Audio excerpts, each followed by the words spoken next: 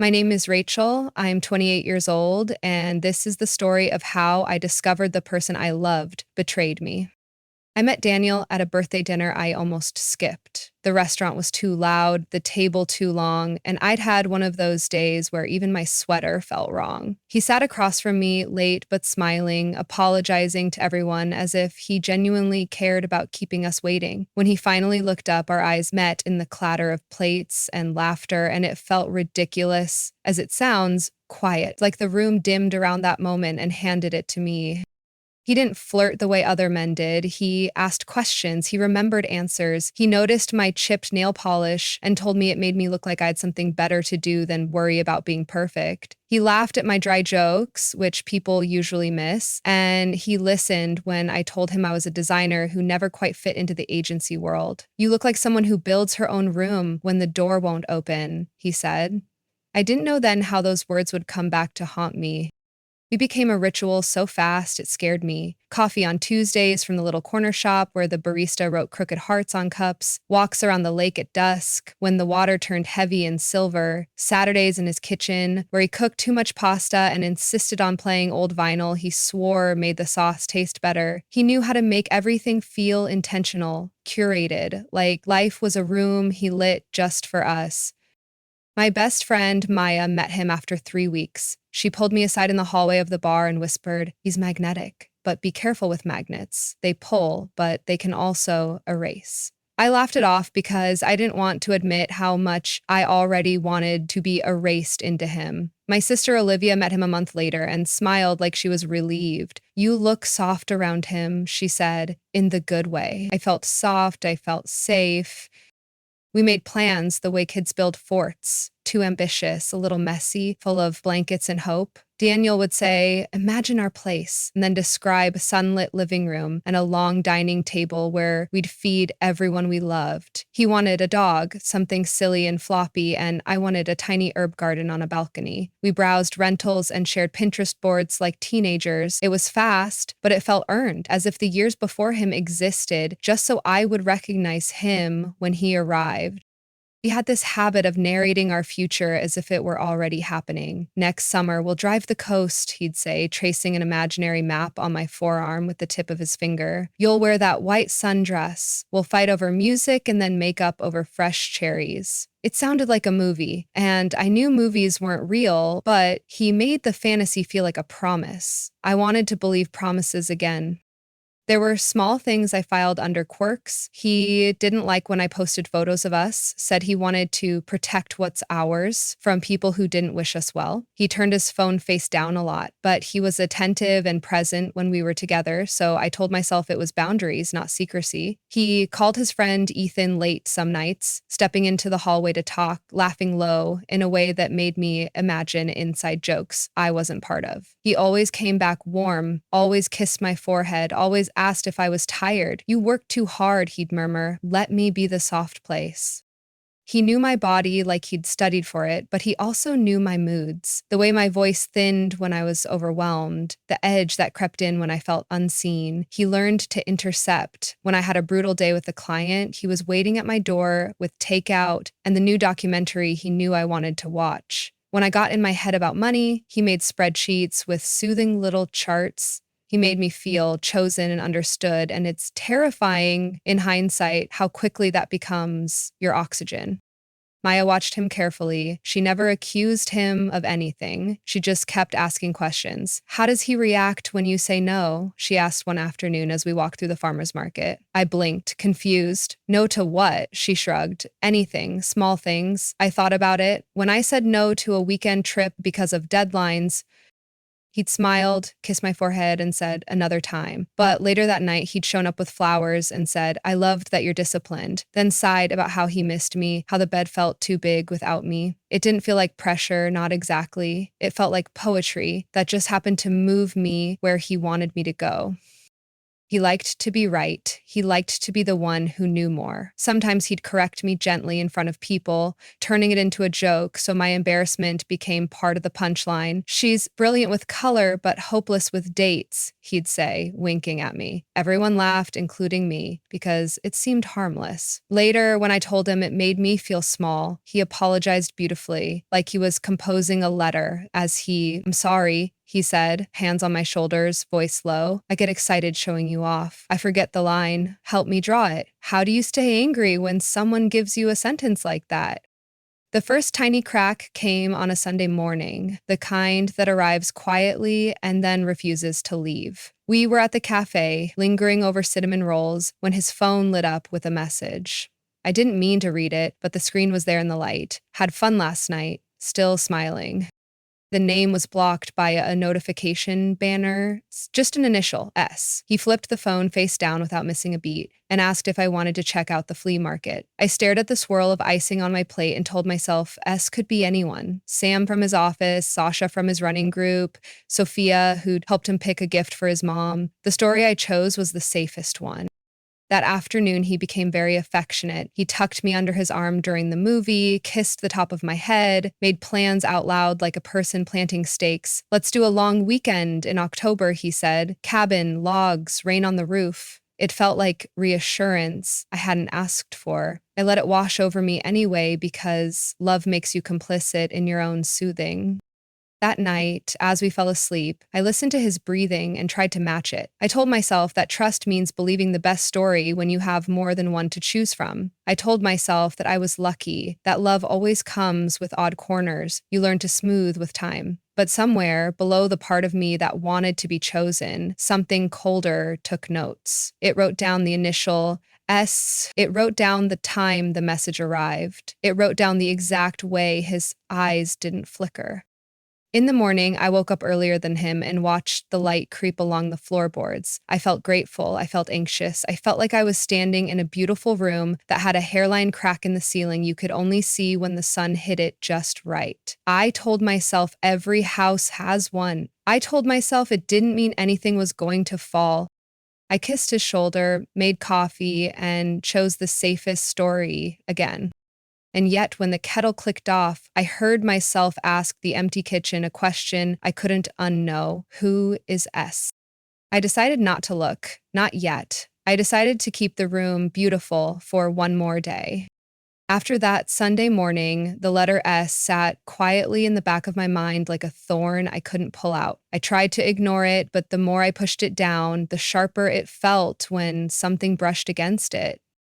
Daniel was still the same on the surface, attentive, romantic, generous with his time. He sent me good morning messages, brought me little things he said reminded him of me, still painted those perfect pictures of our future together. But sometimes, in between the warmth, there were gaps, spaces I couldn't explain.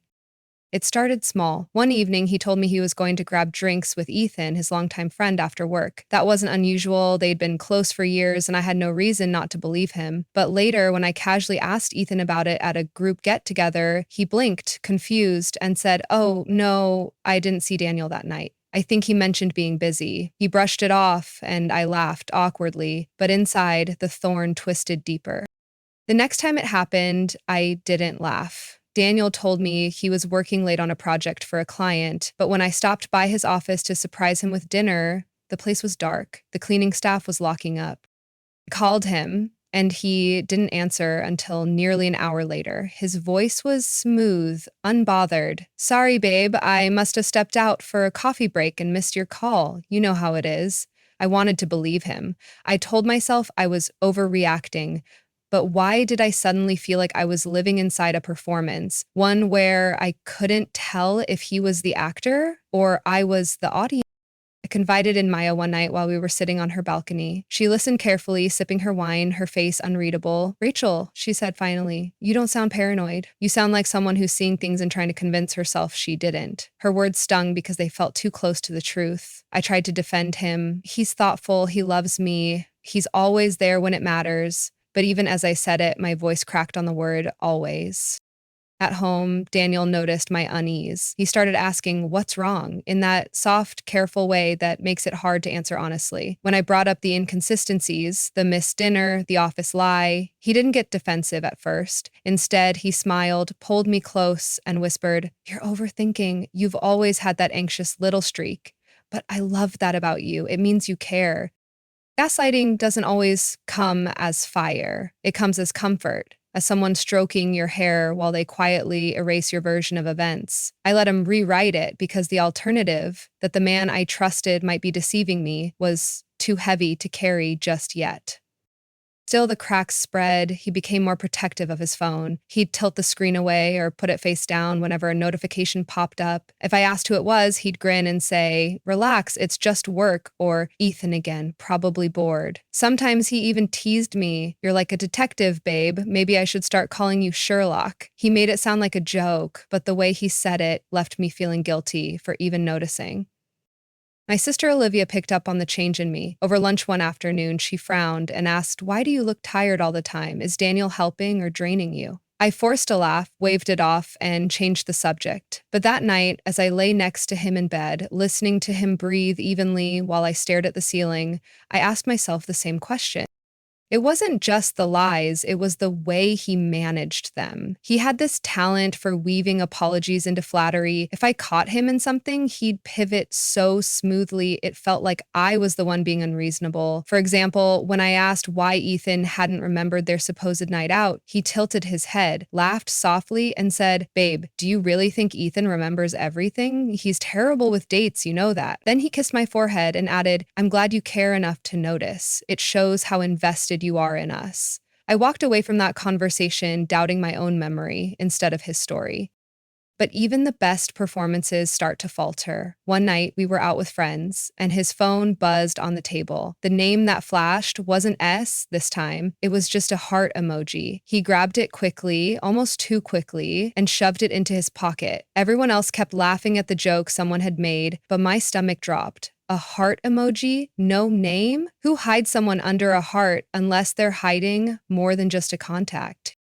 Later, when I asked about it, he sighed, exasperated, like I was a child tugging on his sleeve. "Rachel, it's Olivia, your sister. I saved her number like that because you're always talking about how much you love her. I thought it was sweet." I froze. It sounded plausible, but the idea that he had my sister saved under a heart made my skin crawl. When I mentioned that to Olivia later, she looked startled. "No, I never text Daniel directly unless it's about surprising you, and I haven't texted him in weeks."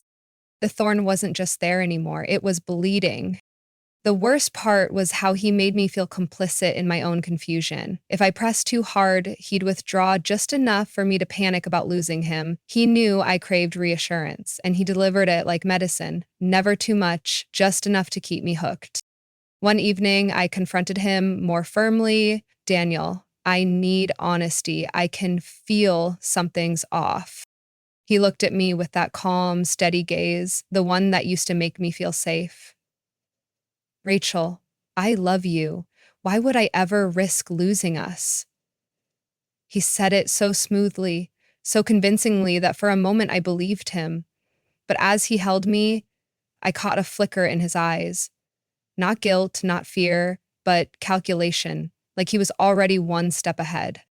I lay awake that night, his arm draped over me like a claim, and I realized something terrifying. I wasn't just doubting him, I was starting to doubt myself. And that, I think, was his greatest trick. The room was still beautiful, but the crack in the ceiling had widened, and I knew sooner or later it was going to break. The day I discovered the first undeniable proof of betrayal didn't come with fireworks. It didn't even come with a scream or a dramatic confrontation. It came quietly, like the slow drip of a faucet you can't ignore anymore. It was a Thursday night. Daniel had told me he was going out with Ethan again, just the guys, nothing special. He kissed me on the cheek, told me not to wait up, and left with that familiar mix of ease and charm that had once calmed every doubt in me. But the moment the door shut, I felt the air shift. The thorn that had been scratching at me for weeks suddenly pressed harder. I decided to call Maya. "Do you ever feel like you know something before you actually know it?" I asked her. She was quiet for a moment before answering. "Rachel, your body knows when something isn't right. Stop silencing it." I tried to sleep, but I couldn't. Around midnight, my phone buzzed. I thought maybe it was Daniel letting me know he was on his way back. Instead, it was Olivia. At the wine bar near downtown, just saw Daniel, not with Ethan. My stomach flipped so violently I thought I might be sick. I called her instantly, whispering, "What do you mean, not with Ethan?" She hesitated, then said softly, "Rachel, he's with a woman. I don't know her. They're sitting close. It doesn't look like a work thing." My heart pounded so loudly I could barely hear her words. I wanted to believe there was some explanation, some loophole that would make this not what it looked like. But Olivia wasn't dramatic. She wouldn't call me unless she was certain. I threw on my coat, hands shaking, and drove downtown. I parked across from the bar, my pulse hammering in my throat. Through the big windows, I spotted him instantly. Daniel, leaning forward at a small table, his face lit by that same smile he used to aim at me across dinner tables. Only this time, it was aimed at someone else. She had dark hair that fell in waves, her hand resting lightly on his. They laughed like conspirators in a private world. His phone sat face down on the table, just like it always did with me. The sight of it knocked the air out of me. For a second, I couldn't move. I just stood there, frozen, watching the man who told me I was his everything lean in as if someone else was. I didn't storm inside. I didn't want to give him the performance he could later twist into a story about my jealousy. Instead, I pulled out my phone and snapped a photo. My hand trembled, the picture blurred slightly, but it was real, proof, the first undeniable crack in the perfect room I had built around us. I drove home numb, gripping the wheel like it was the only thing tethering me to reality. When he finally came in a little after 1 a.m., he smelled faintly of wine and perfume that wasn't mine. He leaned against the doorframe, smiling casually. "Hey babe, sorry I'm late. Ethan and I lost track of time." I looked at him, at his easy posture, the lie rolling off his tongue as smoothly as breathing, and something inside me hardened. "How was it?" I asked, my voice steady even though my insides shook. He smiled, kissed my forehead, and said, "Good, you'd have been bored." I wanted to scream. I wanted to shove the photo in his face and demand the truth. But instead, I swallowed it, letting the silence between us stretch until he shifted uncomfortably. "Everything okay?" he asked. I forced a smile. "Of course." Because I knew then that this wasn't the night to explode, this was the night to collect, to watch, to confirm what my heart already knew. The next day, I showed the photo to Maya. She looked at it, jaw tightening. "That's not nothing," she said. "That's not a misunderstanding."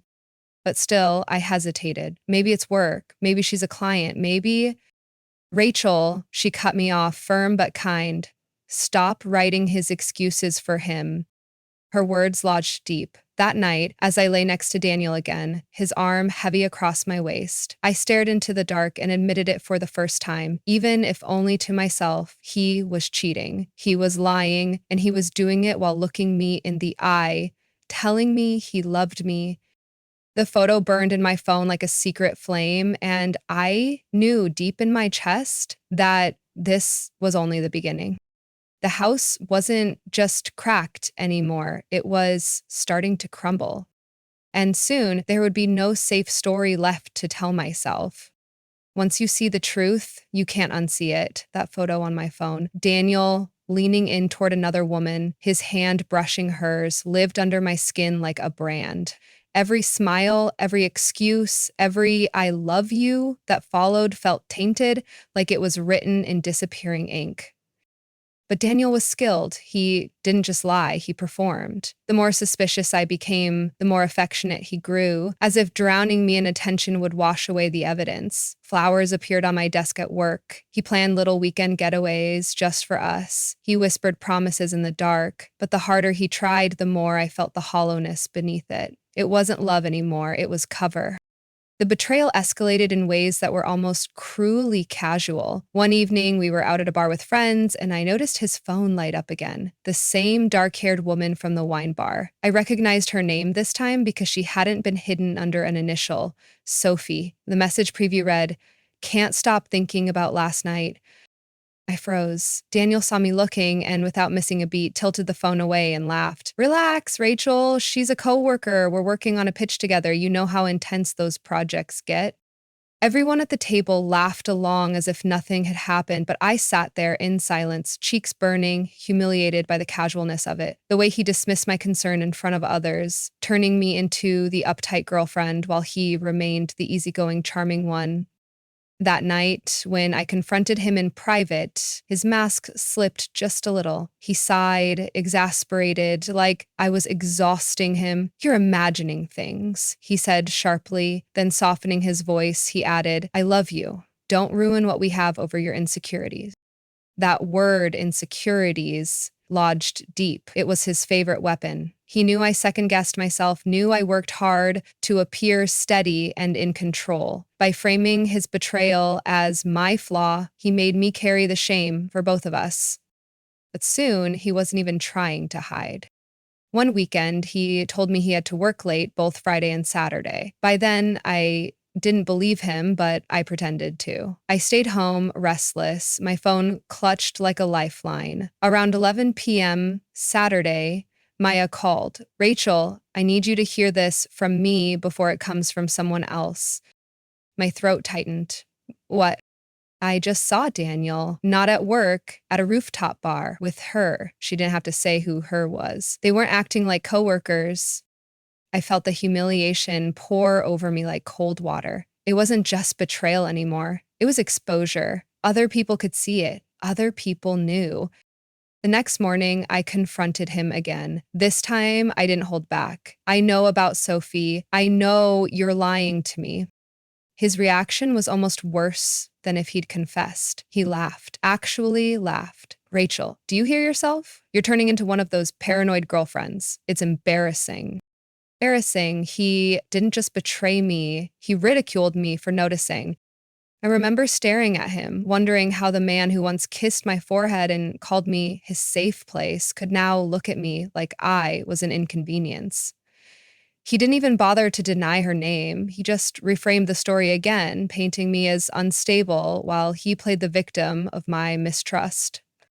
That week, the distance between us grew, undeniable. He came home later and later. Sometimes he wouldn't even offer an excuse, just a shrug and a kiss on the cheek before disappearing into the shower. I found receipts in his jacket pocket from places we'd never been together. Wine glasses for two, meals for two. The dates lined up with the nights he'd claimed to be with Ethan. I stopped confronting him every time because the cycle was always the same: denial, gaslighting, sweet words, and my shame for asking at all. Instead, I started keeping track, quietly, notes in my phone, photos of receipts, patterns of his absences. But the escalation wasn't only in his cheating, it was in the way he started treating me. Subtle humiliations slipped into public moments. He'd correct me in front of friends more sharply, turn my mistakes into jokes, roll his eyes when I disagreed. At a dinner party, I mentioned a story about us planning a trip, and he cut me off with a smirk. "We'll see if she actually goes through with it. Rachel talks big sometimes." Everyone laughed, including me, but inside I crumbled. Afterward, I told him it hurt me. He shrugged. "You're too sensitive. Learn to take a joke." Wasn't a joke. It was erosion. The final straw of this stage came one night when Olivia invited us to her apartment for a small get-together. Halfway through the evening, Daniel excused himself to take a call. I followed a few minutes later to grab my coat, and there he was, standing in the hallway, phone pressed to his ear, whispering. I caught just enough to hear, "I miss you too. I'll see you soon." He saw me, froze for a second, then smiled as if nothing had happened. "Work stuff," he said smoothly, slipping the phone into his pocket. In that moment, the shame shifted. It wasn't just mine anymore, it was his, even if he refused to feel it. And I realized something vital. He wasn't even trying to protect us. He was confident I wouldn't leave, confident his lies were enough to keep me tethered. But what he didn't know was that I was done playing the fool. I didn't call him out then. I didn't cry or beg or demand. I smiled, walked back into the living room, and pretended everything was fine. But inside, I was no longer pleading for scraps of honesty. Inside, I was quietly sharpening the edges of my resolve. Because humiliation can only last so long before it transforms into something else entirely. And for me, that something else was the seed of revenge. When betrayal turns from suspicion into certainty, the world doesn't explode, it shrinks. At least, that's how it felt for me. My world, once wide and filled with color, became a small, airless box where every sound echoed too loudly and every thought pressed against the walls until I couldn't breathe. After the night I overheard Daniel whispering, "I miss you too," into his phone, something inside me collapsed. I had been holding myself together with thin threads, excuses, hope, denial, but that moment cut the last one. I still remember lying in bed afterward, curled on my side while he slept soundly beside me, his breathing deep and even, as if he hadn't just set my entire heart on fire and left me to watch it burn in silence. I couldn't sleep. My chest felt heavy, like someone had pressed a brick into it. I replayed every memory, every smile, every "I love you" that once felt so sacred. They all looked different now, like props on a stage I didn't know I'd been standing on. The next morning, I couldn't get out of bed. I called in sick to work, something I almost never did. Daniel left early, barely glancing at me, and I stayed under the covers long after the sun rose. It was Maya who finally came over, uninvited, letting herself in with the spare key she still had. She found me still in pajamas, staring blankly at the wall. She sat on the edge of the bed, her voice soft but firm. "Rachel, this isn't you." Tears spilled over before I could stop them. "He doesn't love me. He never did." Maya took my hand, squeezing it hard. "He loved the control. He loved the attention. But the person you are worth more than crumbs." Her words should have comforted me, but at that moment, they only made me feel emptier. Worth more? Then why wasn't I enough? That question became a drumbeat in my head, pounding with every breath. The days blurred together. At work, I went through motions, pretending to be fine, smiling when people asked how I was. At night, I lay awake, waiting for Daniel to come home, listening to the lies in his footsteps, the faint traces of perfume that weren't mine. Sometimes he climbed into bed without a word, sometimes with exaggerated affection, but either way, I felt more alone beside him than I would have if I'd been sleeping in an empty house. One night, after he left again, claiming late work, I sat on the bathroom floor and stared at myself in the mirror across the hall. My face looked hollow, my eyes dim. I barely recognized the woman staring back. I whispered to myself, "You are disappearing," and I believed it. It was Olivia who pulled me back from the edge. She invited me over for dinner, insisting even when I said I wasn't in the mood. I sat at her table, barely eating, while she watched me carefully. Finally, she put down her fork and said, "Rachel, you can't let him break you like this." "I don't know how to stop it," I admitted, my voice shaking. She reached across the table, taking my hand like Maya had days before. "You don't have to know today. You just have to remember that this version of you, the one who doubts her worth, who lets him define her, this isn't permanent. You're still here, underneath all of this." It wasn't a cure, but it was something, a faint flicker in the dark, reminding me that the person I was hadn't been completely erased. Though the nights were the hardest, there's a special kind of pain in lying beside someone who has already left you in every way that matters. Daniel began to show his indifference more openly, ignoring my texts, snapping at me when I asked where he'd been, brushing off my concerns with cruel dismissals. One night, when I asked why he kept coming home so late, he rolled his eyes and muttered, "God, Rachel, do you have to be so needy?" That word sliced through me. Needy, as if craving honesty and respect made me weak, as if his betrayal was somehow my flaw. After he fell asleep, I lay awake, staring at the ceiling, tears silently soaking into my pillow. That was my lowest point. Rock bottom wasn't a single event. It was a state of being. A place where hope felt like a foreign language and self-worth was a story I couldn't remember the ending to. And yet, even at the bottom, something stubborn inside me refused to die. It showed up in small ways, like the morning I dragged myself out of bed and went for a walk around the lake, even though I wanted to stay under the covers. The air was cold, the water dark, but as I stood there, watching ripples move across the surface, I realized the world was still moving, even if I felt stuck. It showed up in the notebook I started keeping, scribbling down dates, times, and details of his lies. It wasn't just evidence, it was proof to myself that I wasn't crazy, that I wasn't imagining this.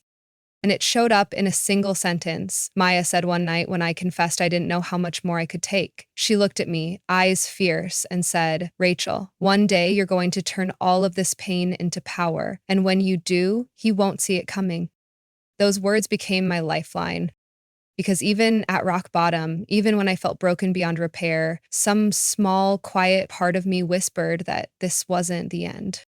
It was the beginning of something else. Rock bottom has a strange quality. It's silent. After weeks of sleepless nights, hollow days, and Daniel's sharp words echoing through my head, I found myself numb. The tears dried up, the anger dimmed. What was left was a quiet awareness that if I didn't change something, I would disappear completely.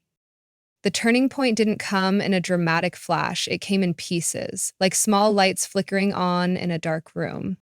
One evening, Maya invited me over again. I almost said no. I was too drained to put on a face, but she insisted. When I arrived, she had candles lit, music soft, and my favorite comfort food waiting. We ate in silence at first. Then she put her fork down, leaned across the table, and said, "Rachel, I need you to hear me. Daniel isn't going to stop. He isn't going to choose you, but you still get to choose you."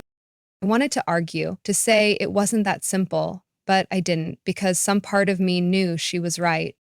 Later that night, after I left her apartment, I sat in my car gripping the steering wheel, her words replaying over and over, "You still get to choose you." For the first time in weeks, I felt something shift inside me, a flicker of anger, not the self-destructive kind, but the kind that points outward. The next day, Olivia called. "Come stay with me for a while," she said. "You don't have to keep living in that lie." "I can't," I whispered. "Not yet." "Why not?" she pressed. I swallowed hard, because if I leave now, he wins. He'll keep his secret, and I'll be the crazy girlfriend who couldn't handle it. There was silence on the other end, then Olivia's voice, steady and strong. "Then don't leave yet, but don't stay broken either. Use this time, watch him, learn him. When you're ready, you won't just leave. You'll make sure he never forgets what he lost." Her words struck something deep. It was the first time I considered that maybe I didn't have to be only the victim. Maybe I could take control of the story. That night, lying beside Daniel, listening to him snore softly while his phone buzzed on the nightstand, I made a quiet promise to myself. I wouldn't confront him again, not yet. I wouldn't cry in front of him, wouldn't beg, wouldn't let him see me collapse anymore. Instead, I would observe, collect, prepare. So I began to act. I started small. I stopped questioning him when he said he was going out. I let him believe his excuses were working. I smiled when he fed me half-truths, nodded when he gave me flimsy alibis. He thought he still had me wrapped around his finger, and that illusion was exactly what I needed. Meanwhile, I gathered everything. The late-night texts I'd glimpsed, the receipts tucked into his jacket, the lies about Ethan that didn't line up. I saved it all. I even began discreetly checking his social media connections, noticing who liked his posts, who commented, who disappeared after a late-night message. Patterns emerged, painting a picture of betrayal he didn't realize I was cataloging. Maya helped me organize the evidence. One night at her apartment, we spread it all out on the table. Screenshots, notes, receipts. She looked at me, pride flickering in her eyes. "Rachel, this isn't the face of a broken woman anymore. This is the face of someone building her way out." But it wasn't just evidence I was collecting, it was myself. Slowly, I started going for morning walks again. At first, it felt mechanical, but soon I found solace in the rhythm of my steps, the cool air against my skin. I reconnected with friends I had drifted from, laughing genuinely for the first time in months. Slowly, I began to remember that I was more than the shadow Daniel had made me feel like. And the more I remembered myself, the clearer my purpose became. This wasn't just about leaving him. It was about making sure the truth came out, about making sure he couldn't charm his way into someone else's life the way he had done with mine. The final push came from Ethan, of all people. He pulled me aside after a group outing, his face uneasy. "Rachel, I don't know everything, but I know Daniel isn't being straight with you. You deserve better." Hearing it from him, Daniel's closest friend, was like a confirmation stamped in ink. Even those loyal to him could see through the cracks. That night, as I drove home, I felt the anger solidify into resolve. I wasn't going to keep breaking quietly in the dark. I wasn't going to hand him the ending he wanted, where I left quietly and he went on untouched. Now, I was going to fight back. I lay awake beside him, staring into the dark, feeling the steady rise and fall of his chest, and I smiled. Not the soft smile of love, but the sharp smile of someone who finally knows the game she's playing. Because Daniel thought he was still ahead, thought I was still the same Rachel who doubted herself and begged for reassurance. But what he didn't know was that the woman lying beside him had already started rewriting the story, and this time the ending would belong to me. Once I decided I wouldn't leave quietly, something inside me changed. The despair that had hollowed me out began to harden into focus. I stopped crying at night. I stopped waiting for Daniel's footsteps, stopped begging for explanations he'd never give. Instead, I watched, I listened, and I began to plan. Daniel thought my silence meant surrender. He mistook my calm for weakness. When he told me he was working late, I smiled and kissed his cheek. When he came home smelling faintly of wine and perfume, I asked if he'd had a good night. He believed I was back under his spell, grateful for the scraps of attention he tossed me. He didn't realize I was writing everything down. Every lie had a timestamp, every receipt, a photo, every absence, a note in my phone. I built a timeline so meticulous even he couldn't deny it once it was in front of him. But evidence wasn't enough. I wanted impact. I wanted him to feel the weight of what he'd done, not just to me, but to the image he crafted so carefully for everyone else. That's when Maya and Olivia became my allies in the truest sense. One evening, the three of us sat at Olivia's kitchen table, papers spread out like pieces of a puzzle. Maya leaned back, arms crossed, eyes sharp. We could take this straight to him, but that only gives him a chance to spin it. He's good at spinning. You need to show everyone else the truth first. Olivia nodded. His friends, his colleagues, the people he uses to keep up that perfect image. If they see who he really is, he loses. Everything he thinks makes him untouchable. The thought thrilled and terrified me. Public exposure meant no going back, no quiet resolution, but wasn't that the point? He had humiliated me in whispers and smirks, made me doubt my own mind in front of others. If revenge was going to be real, it had to happen in the same arena where he thrived, publicly. So I prepared. I started with Sophie, the woman I'd seen him with. I didn't reach out directly, not yet. Instead, I watched. Her social media painted pieces of the story, posts that lined up with the nights he'd been working late, captions that hinted at secret romances. She never named him, but I could see his shadow in the spaces between her words. I saved everything, screenshots, dates, comments. Then came Ethan. Quietly, carefully, I tested the waters. Has Daniel seemed different to you lately? I asked one evening when Daniel had stepped away. Ethan hesitated, then shrugged. He's busy, distracted, but you know him. The way he said it told me enough. He suspected more than he admitted. The hardest part was pretending in front of Daniel himself. He still played the role of attentive boyfriend when it suited him, draping his arm over me at dinners, whispering about our future as if the foundation wasn't already ashes. It was almost impressive the way he compartmentalized. But now, instead of hurting me, his lies fueled me. Each false smile, each casual deception became another reminder of why I had to see this through. The suspense built quietly in my chest. Nights when he left, I sat at my desk piecing together the story. Dates, receipts, photos, messages, all lined up into a narrative no one could deny. I imagined the moment he would realize it wasn't just me who knew anymore, that the mask he wore so carefully had cracked in front of everyone. One night, while he showered, I scrolled through his phone. My hands shook, but not from fear. This time, it was purpose. The messages were there, dozens of them. Sophie wasn't the only one. There were others. Names I didn't recognize, numbers saved without labels. The words were sickeningly familiar. Miss you, can't wait to see you again. Last night was amazing. I screenshotted everything, every message, every photo he thought was hidden. When I was done, I carefully set the phone back where it had been, then slipped into bed before he returned. He kissed my forehead, whispered goodnight, and I stared at him in the dark, smiling faintly. Because now I had everything. Maya helped me set up a private folder, a collection of every piece of evidence. Olivia suggested how to release it. Slowly, deliberately, not in anger, but with precision. If you drop it all at once, he'll find a way to claim you're bitter, exaggerating. But if you show a pattern, undeniable facts, people will see the truth themselves. The plan took shape. First, gather allies who would believe me, then reveal the cracks to his circle. Finally, confront him publicly where there was no room for lies. The thought of it kept me awake at night, but not with dread. For the first time in months, I wasn't lying in the dark, suffocating, I was strategizing. One night, as I sat at my desk, notes and photos spread before me, I whispered aloud, "You think you're winning, Daniel, but the game has already changed." He had no idea. He had no idea that the woman lying beside him, smiling at his excuses, was the same woman building the cage that would close around him.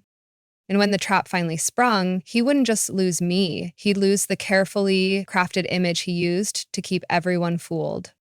I could already imagine the look on his face, the shock, the panic, the realization that he had underestimated me. And that thought, for the first time in months, made me feel powerful again. The night of Daniel's unraveling started like any other. He had planned a small dinner with friends at his favorite wine bar, the same one where Olivia had first spotted him with Sophie. I knew immediately this would be the stage. The place was intimate but public, filled with the very people who admired him most, the ones he relied on to reinforce the charming image he curated. And that was exactly why I chose it. I arrived dressed simply, nothing flashy, but I felt different. For the first time in months, I wasn't dragging my shame behind me. I carried certainty. In my purse was a folder, neat, organized, undeniable. Screenshots of texts, photos of him with Sophie, receipts, timelines. It was everything he thought I was too weak to collect. Maya and Olivia were already there, seated at a nearby table. They weren't part of the official gathering, but they were my anchors, steadying me with quiet nods when I walked in. Daniel greeted me with his usual ease, kissing my cheek as if he hadn't kissed other women the same way days before. "You look beautiful," he said smoothly. I smiled back, holding his gaze. "So do you," I answered, and for a fleeting second, I think he sensed something different. Dinner flowed the way it always did with him. Stories, laughter, the spotlight comfortably resting on his shoulders. He charmed the table, weaving jokes, leaning back with confidence. But I watched closely. He had no idea the ground beneath him was about to collapse. Halfway through the evening, as glasses clinked and conversation hummed, I cleared my throat. "I actually wanted to share something tonight," I said, my voice steady. Daniel glanced at me, surprised but amused. "Oh, Rachel has the floor." I set the folder on the table, my hands calm though my heart pounded. "For months, Daniel has told all of you what a devoted partner he is, how much he loves me, how he's always working late, always busy. But the truth is, while I've been at home believing him, he's been living a very different story." The table went silent. Daniel laughed, a little too loudly. "Rachel, come on." I opened the folder and slid the first photo across the table. Daniel at the wine bar, hand brushing Sophie's. Gasps rippled through the group. His smile faltered. Next came the screenshots, messages dripping with intimacy, late-night promises, phrases that mirrored the ones he'd once whispered to me. "Miss you already. Last night was amazing. Can't wait to see you again." I laid them out, one by one, the evidence building like a prosecutor in a trial.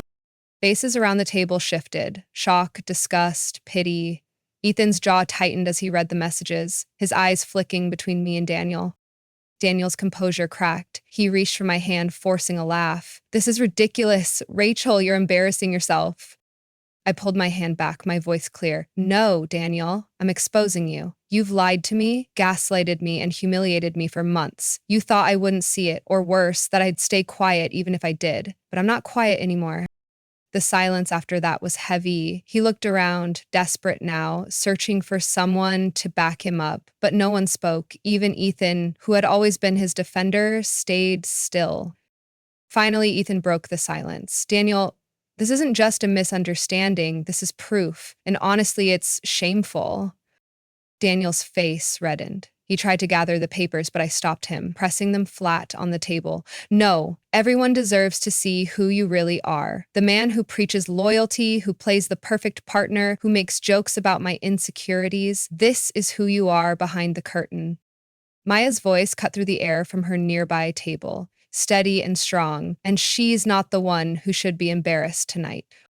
The final blow wasn't just the evidence, it was the silence that followed. The silence of friends who no longer admired him, of allies who suddenly saw through him. It was the look in their eyes, disappointment, disgust, betrayal.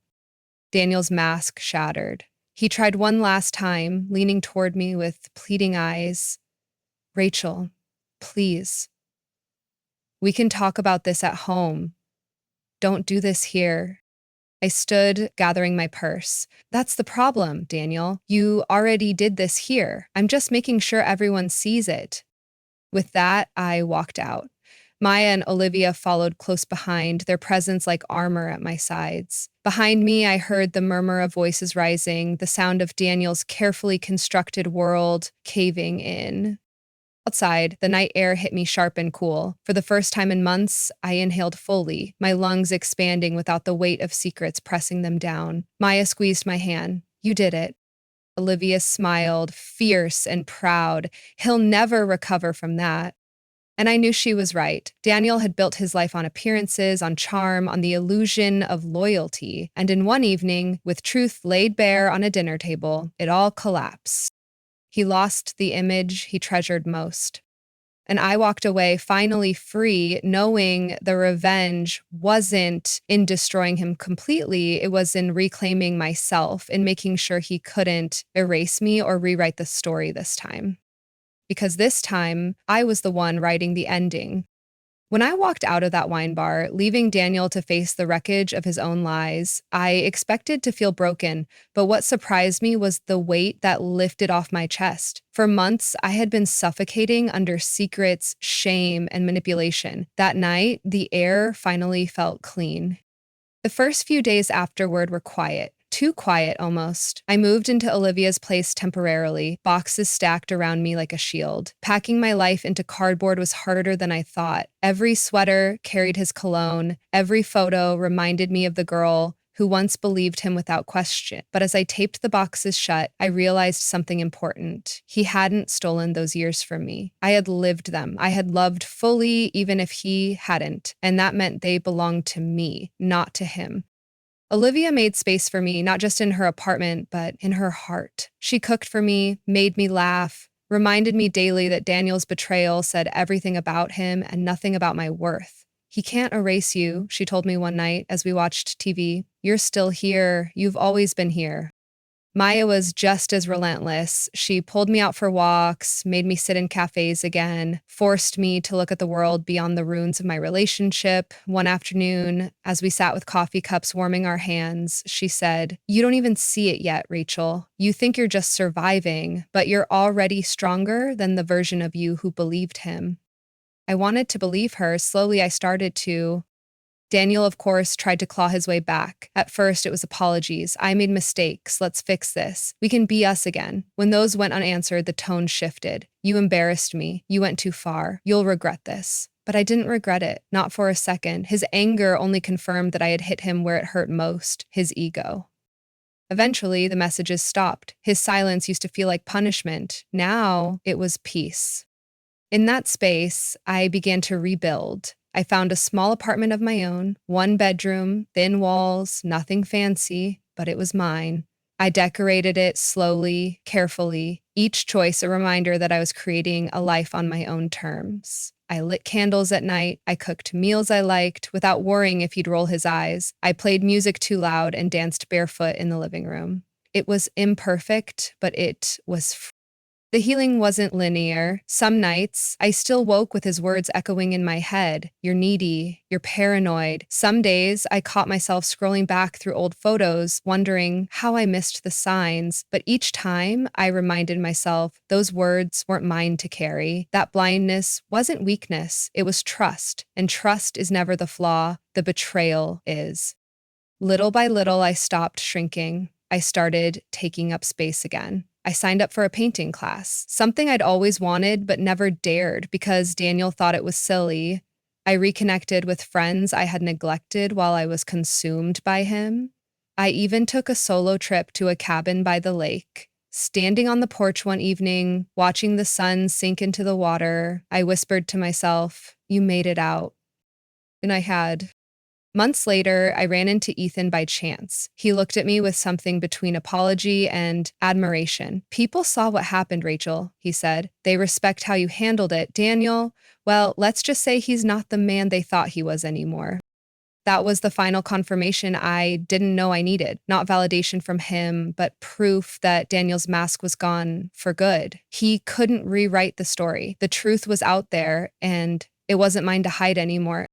Now, when I look back, I don't see myself as the woman Daniel tried to break. I see myself as the woman who refused to stay broken. My revenge wasn't just exposing him, it was reclaiming me. It was learning that the strength he tried to silence had been inside me all along.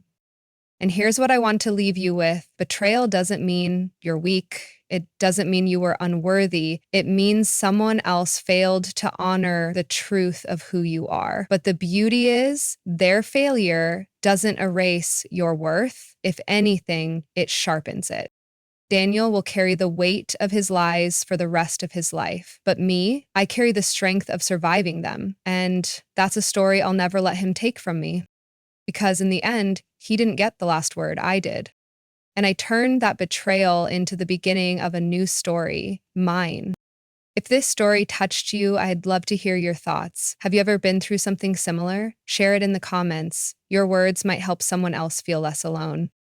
And if you want more stories like this, don't forget to like this video, subscribe, and turn on the notification bell. Your support means the world, and it helps me keep creating stories that remind us that even in our darkest moments, we are stronger than we think.